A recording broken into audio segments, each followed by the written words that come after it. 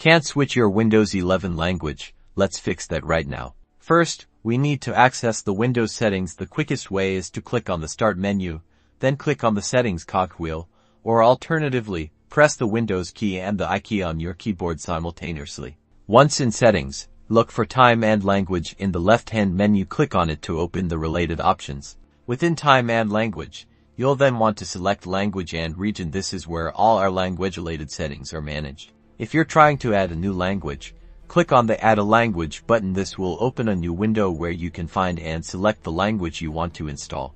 You can scroll through the extensive list or type the name of the language you're looking for into the search bar at the top. Once you found it, click on it and then click the Next button.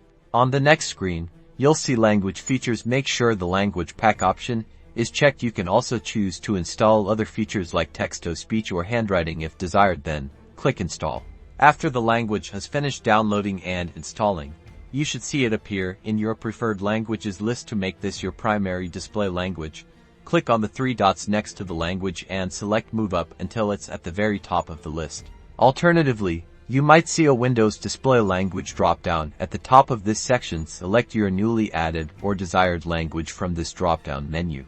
For the changes to take full effect, Windows will likely prompt you to sign out or restart your PC. It's crucial to do this to apply the new display language across your entire system. Once your PC restarts, you should now see Windows 11 displayed in your chosen language. If you're still encountering issues, it's possible there's a corrupted system file. In that case, running a system file checker might be your next step, but for most, these steps should get your language settings sorted.